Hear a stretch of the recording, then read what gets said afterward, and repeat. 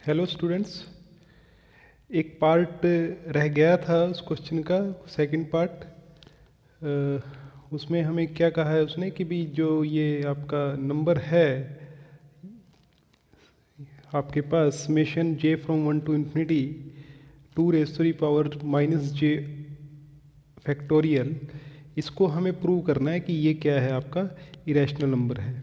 ठीक, तो इसमें जो भी स्टेप्स हैं हमारे ज़्यादा मुश्किल नहीं हैं। हमें अगर ये हम प्रूव कर देते हैं तब हम इजीली प्रूव कर देंगे कि भी जो आपका बीटा है वो क्या है, इरेशनल नंबर है। ठीक है ना। अगर हम कोई ऐसा इनफाइनेटली मैनी रैशनल्स हम अगर प्रूव कर दें तो उसको प्रूव करना ज़्यादा मुश्किल नहीं है, तो आप इजीली कर सकते हो। स्टेप्स आपको इजीली क्लियर हो जाएंगे। फिर भी कोई दिक्कत है आप मुझसे पूछ लेना, इतना मुश्किल नहीं है। हाँ, नेक्स्ट जो आपका थ्योरम है, if A polynomial equation with integral coefficients cn and so on equal to 0 where cn is non-zero has a non-zero solution a upon b where the integers a and b are relatively prime, then a divides c naught and b divides cn। देखो हमारे पास क्या है कि हमें एक equation दे दी, polynomial equation ये दे दी, जिसमें C N से लेकर के सी नोट तक के जितने भी कोफिशेंट्स हैं वो सारे के सारे क्या हैं, इंटीजर्स हैं। और सी एन आपका क्या है, नॉन ज़ीरो है। ठीक, और हमें कहा है उसने कि भी जो ए अपॉन बी है एक इसका नॉन ज़ीरो सॉल्यूशन है। ए और बी क्या है आपके, रिलेटिवली प्राइम है। ठीक है जी। हमें ये प्रूव करना है कि जो ए है वो सी नोट को डिवाइड करेगा और बी सी एन को डिवाइड करेगा। ठीक है जी। तो कैसे करेंगे, देखो इक्वेशन आपके पास गिवन ये है। ठीक, सारे सी आईज आपके इंटीजर्स हैं, ये आपका सॉल्यूशन दे रखा है। ए और बी का जीसीडी 1 है हमारे पास। ठीक है जी। हमने क्या काम किया, एक्स की जगह ए अपॉन बी रख दिया। ठीक, उसके बाद क्या किया हमने कि भाई जो एलसीएम को हटा दिया, इक्वेशन मिल गई आपके पास। अब क्योंकि ए के सभी मल्टीपल्स को डिवाइड करता है तो उनके सम को भी डिवाइड करेगा, और उनका सम किसके इक्वल है, आपका देखा जाए तो वो पूरा का पूरा सम जो है वो minus C not B raise to the power N के इक्वल है। अगर माइनस वाले को करेगा तो प्लस वाले को तो करेगा ही। तो एक किसको डिवाइड करेगा, आपका सी नॉट को कर जाएगा, क्योंकि ए और बी का जीसीडी कितना है, 1 है। ठीक है ना। क्योंकि ए और बी का जीसीडी 1 है तो A B raise to the power N को तो डिवाइड नहीं करेगा ना, तो किसको करेगा फिर डिवाइड, सी नोट को ही डिवाइड करेगा। ऐसे ही बी के सभी मल्टीपल्स को डिवाइड करेगा, उनके सम को भी डिवाइड करेगा, और उनका सम किसके इक्वल है, minus C N raise to the power A N minus C N A raise to the power N के इक्वल है। तो वो जब उसके किसी कोई नंबर नेगेटिव को डिवाइड करता है तो उसके पॉजिटिव को भी डिवाइड करेगा। ठीक है जी। तो इसका मतलब क्या है कि बी डिवाइड आपका सी एन को कर जाएगा। क्यों, क्योंकि ए और बी का जी सी डी 1 है। तो ये तो इजी सा प्रूफ था इसका। कॉर्लरी है आपके पास, वो कॉर्लरी कहती है कि अगर सी एन जो है वो प्लस माइनस 1 हो तो जो ए अपॉन बी है, ठीक है जी, वो क्या होगा, इंटीजर होगा। मतलब जो सॉल्यूशन है उसका, नॉन ज़ीरो सॉल्यूशन है उसका पॉलिनोमियल इक्वेशन का, वो क्या होगा, आपका इंटीजर होगा जो कि सी नोट को डिवाइड करेगा। तो हम क्या काम करते हैं, ए अपॉन बी हमने मान लिया सॉल्यूशन है उसका, जहाँ पे बी आपका पॉजिटिव है। ठीक है जी। और थ्योरम से ए सी नोट को करता है, बी किसको करता है, सी एन को करता है। लेकिन बी तो जो है जो सी एन जो है वो क्या है, प्लस माइनस 1 है। तो बी प्लस माइनस 1 को करेगा तो बी क्या आएगा, 1 आएगा, क्योंकि बी आपका पॉजिटिव है। तो सीधी सी बात है, ए अपॉन बी आपके पास क्या आया, ए अपॉन 1 आया, यानी कि ए ही आ गया, यानी कि क्या आ गया, ये इंटीजर आ गया। ठीक है जी। तो यही हमें प्रूव करना था कि वो इंटीजर होगा ए अपॉन बी। और दूसरा, ए क्योंकि सी नोट को डिवाइड करता है तो ए भी इसको डिवाइड करेगा। मतलब ए अपॉन बी तो सी नोट, एक सी नोट को डिवाइड करेगा। तो यही हमें प्रूव करना था कि ए अपॉन बी भी आपका सी नोट को डिवाइड करेगा, और a upon b is an integer, hence the proof. ठीक है जी। जो कॉर्लरी आपकी नेक्स्ट कॉर्लरी है, for any integer c n greater than 0 the only rational solution if any of x raised to the power n is equal to c are integers, thus x raised to the power n is equal to c has rational solutions if and only if c is the nth power of an integer।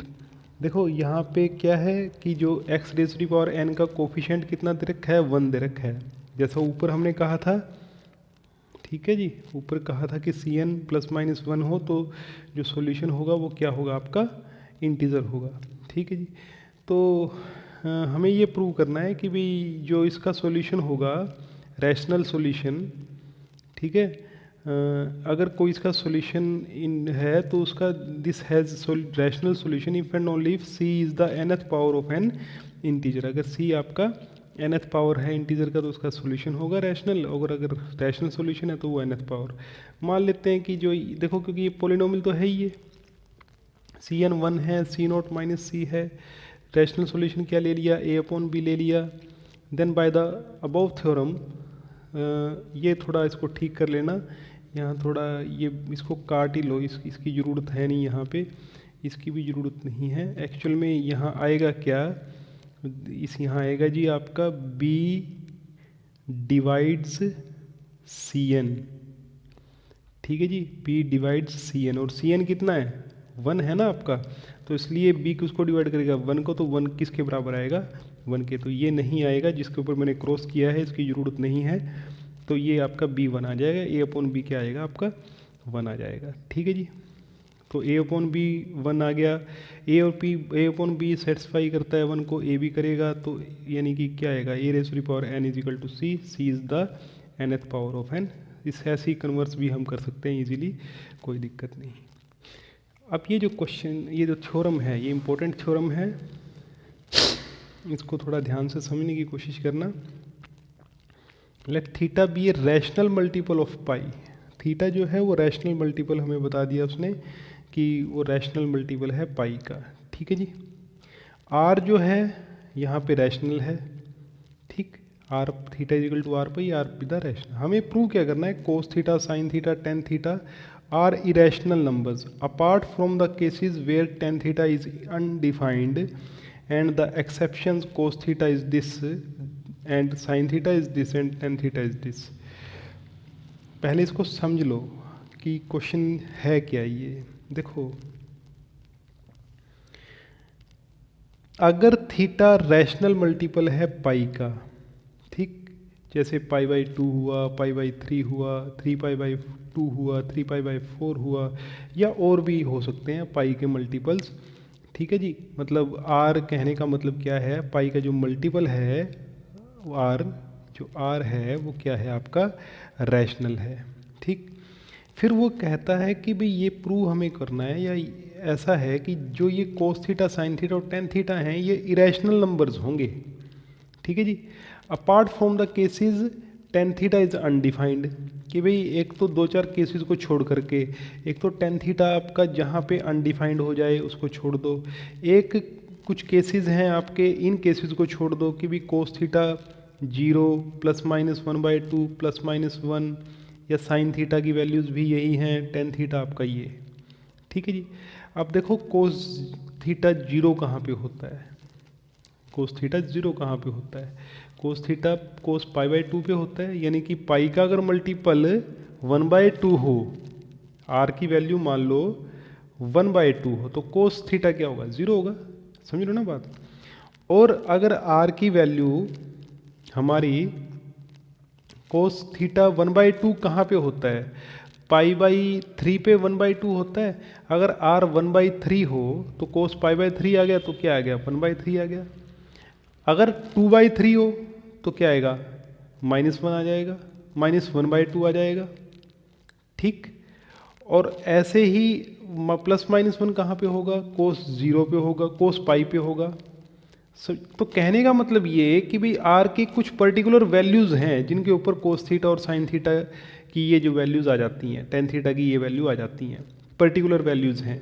लेकिन उन values को छोड़ करके, उन particular values को छोड़ करके जिनके लिए कोस थीटा की ये वैल्यू आती है, साइन थीटा की ये वैल्यू आती है, टेन थीटा की ये वैल्यू आती हैं, उन पर्टिकुलर वैल्यूज़ को छोड़ करके जितने भी थीटा होंगे, ठीक है जी, जितने भी पाई के मल्टीपल्स होंगे उन सभी के लिए कोस theta sine theta tan theta क्या होगा आपका, इरेशनल होगा। ये सारे के सारे क्या होंगे, इरेशनल नंबर होंगे।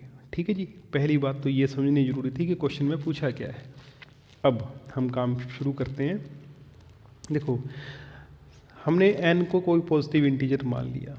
पहले हम ये प्रूव करेंगे इंडक्शन से कि there is a polynomial F N X of degree n with integer coefficients and leading coefficient is 1 so that F N 2 cos theta is equal to 2 cos N theta. पहली बात तो ये prove हम करेंगे कि जो एफ एन है वो आपका एक पॉलिनोमियल है जिसकी डिग्री n है, जिसके कोफिशिएंट्स इंटीजर्स हैं, जिसका लीडिंग कोफिशिएंट क्या है, 1 है, और जो इस बात को सेटिस्फाई करता है।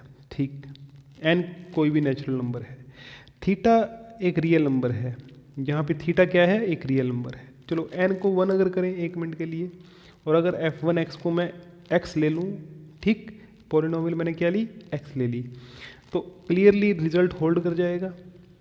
ठीक है ना, क्यों कर जाएगा होल्ड, क्योंकि क्या आएगा आपके पास 2 कोस थीटा, मतलब जो f1 2 कोस थीटा किसके इक्वल आएगा जी, 2 कोस थीटा के इक्वल आएगा।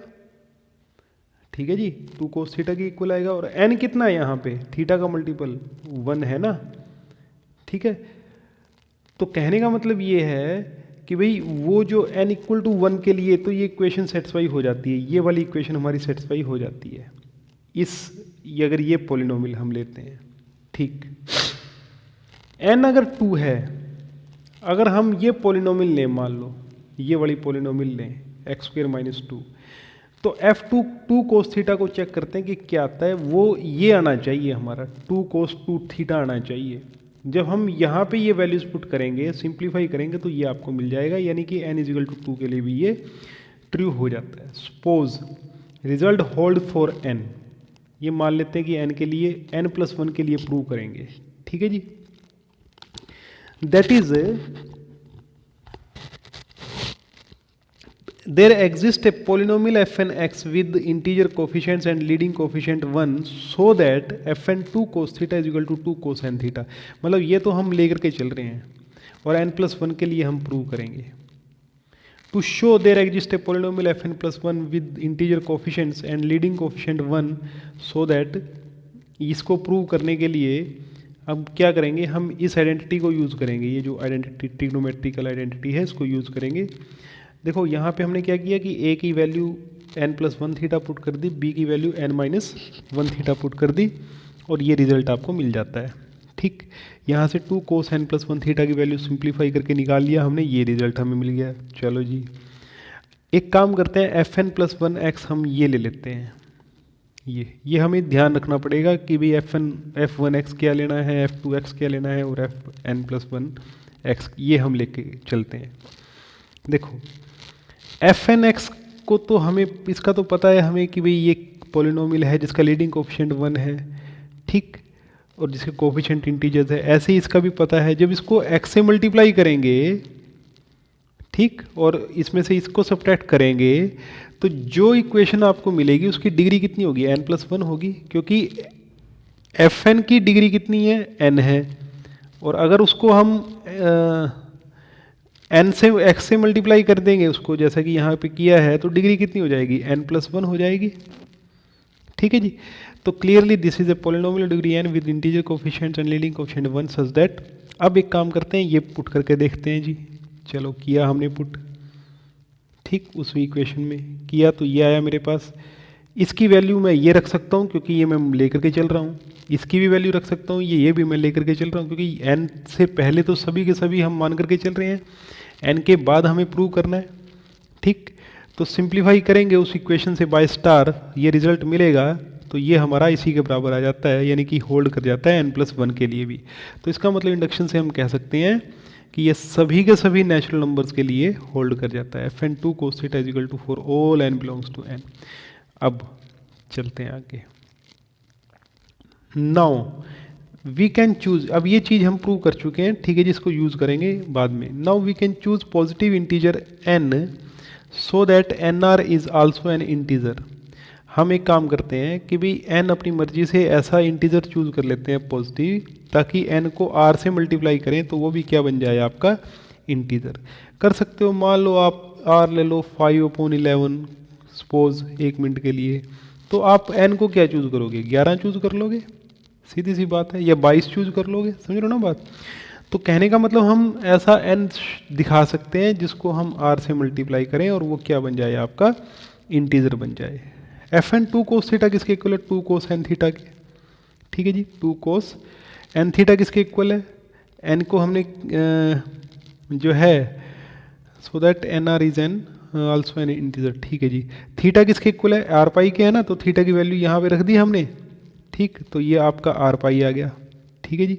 और क्योंकि एन आर आपका क्या है इंटीजर है, तो दो पॉसिबिलिटी होंगी, या तो एन आर होगा इवन या होगा ओड। अगर तो इवन हुआ तो ये +2 आएगा, ओड हुआ तो -2 आएगा, ठीक।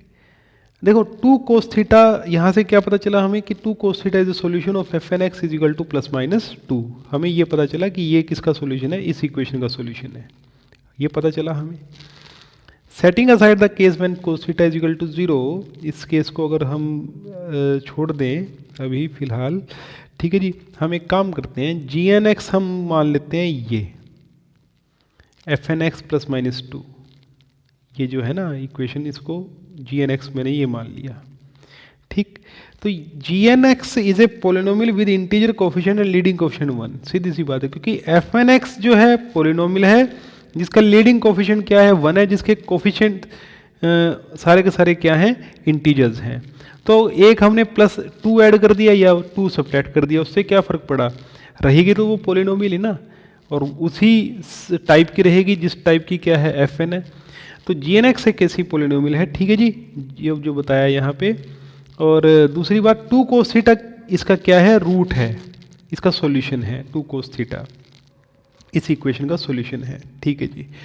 बाय कोरोलरी फर्स्ट कोरोलरी क्या कहती है, if cos theta is rational, ठीक है जी, then 2 cos theta is also rational. देखो अगर cos थीटा मान लो रैशनल है, तो 2 cos थीटा अगर रैशनल है तो 2 cos थीटा भी रैशनल होगा, और अगर 2 cos थीटा रैशनल है तो 2 cos थीटा इंटीजर भी होगा। अब क्यों, ऐसा क्यों, जो कोरोलरी फर्स्ट है वो क्या कहती है, कोरोलरी फर्स्ट ये कहती थी कि जो पोलिनोमियल है ना आपकी fn(x) इक्वल टू 0, मान लो ये जो पोलिनोमियल है आपकी, ये पोलिनोमियल जो है, इस पोलिनोमियल में अगर Cn हो जाए +-1, अगर Cn +-1 हो जाए, Cn का मतलब क्या है कि लीडिंग कोफिशिएंट, जो x⁻n का कोफिशिएंट है, वो अगर +-1 हो जाए, और इसका एक रूट क्या हो, a/b हो, तो a/b क्या हो जाएगा,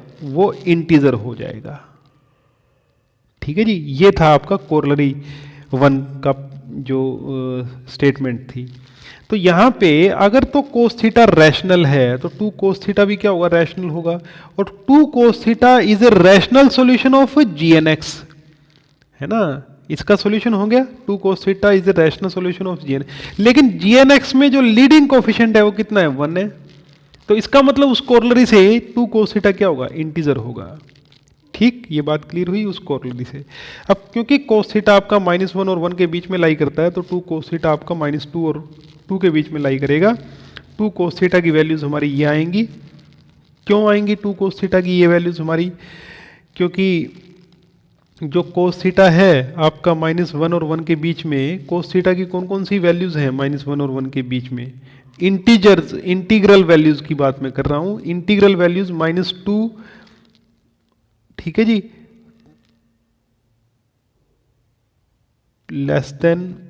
<2, ये जो है ना आपका, इसके बीच में, इसकी मैं जो बात कर रहा हूँ, इसमें इंटीजर वैल्यू कौन कौन सी है इसकी, वो ये है +-2, +-2, +-1, +-2 एंड 0, ये इंटीजर वैल्यू है। तो यहाँ से cos थीटा की वैल्यू आ गई आपके पास, ये ऐसी ही वैल्यू आ गई, ठीक। Otherwise cos theta is irrational, ठीक है जी, क्योंकि अगर तो cos थीटा रैशनल है तब तो cos थीटा की वैल्यू क्या मिलती है हमें, ये मिलती है, नहीं तो cos थीटा क्या है आपका इरेशनल है, सीधी सी बात है, ठीक। यही हमें प्रूव करना था, ऐसे ही थीटा क्योंकि रैशनल मल्टीपल है पाई का, अगर थीटा रैशनल मल्टीपल है पाई का, ठीक है जी, ये तो हमें दे रखा है, तो pi minus two in minus theta, pi upon two minus theta भी क्या होगा, रैशनल मल्टीपल होगा पाई का। क्यों होगा, क्योंकि थीटा को तुम क्या कर दोगे, देखो pi by two minus theta को तुम लिख सकते हो pi by two minus r pi, क्योंकि थीटा क्या है आर पाई, तो ये क्या हो गया आपका pi into one by two minus R, ठीक है ना। ये भी ये किसका मल्टीपल हो गया, देखा जरा, this is rational multiple of pi, तो रैशनल मल्टीपल पाई का हो गया। और cos pi by two minus theta क्या होता है, साइन थीटा होता है, तो cos pi by two minus theta की वैल्यूज क्या क्या होंगी, यही तो होंगी वैल्यू, क्योंकि cos pi by two minus theta अगर तो रैशनल है तब तो ये वैल्यूज होंगी उसकी, और ये किसके इक्वल है, साइन थीटा के इक्वल है, तो साइन थीटा की भी ये वैल्यूज है। नहीं तो साइन थीटा क्या है आपका, इरेशनल है, ऊपर से वही बात है, ऊपर वाली बात रिपीट हो जाएगी यूं की यूं कोस के केस में, और कोस वाला केस किसके, साइन के इक्वल है, ठीक। We know that cos two theta हमें पता है किसके इक्वल है, टेन थीटा रैशनल अगर है, ठीक, वही अब टेन की बात चल पड़ी यहाँ पे, टेन अगर रैशनल है तो कोस टू थीटा भी क्या होगा, रैशनल होगा, यहाँ से इस रिजल्ट से cos two theta is rational only when, लेकिन कोस टू थीटा रैशनल तभी है जब कोस थीटा इनके इक्वल है, इन वैल्यूज के इक्वल है, तो एक एक करके वैल्यू पुट करते हैं, ठीक। कोस टू थीटा अगर जीरो है तो यहाँ से टेन की वैल्यू क्या आएगी, प्लस माइनस वन आएगी। कोस टू थीटा अगर plus minus one by to है तो टेन की वैल्यू क्या आएगी, यहाँ से मान लो अगर वन बाई टू लेते हैं तो ये वैल्यू आती है, अगर माइनस वन बाई टू लेते हैं तो ये क्या है आपकी इरेशनल है, ठीक। अगर ये वैल्यू लेते हो आप, तो अगर वन लेते हो तो सिंप्लीफाई करने के बाद टेन जीरो आता है आपका, ये सॉरी जीरो है आपका, और अगर ये लेते हो तो ये अनडिफाइंड केस हो जाता है, ठीक है ना, टेन थीटा अनडिफाइंड हो जाता है।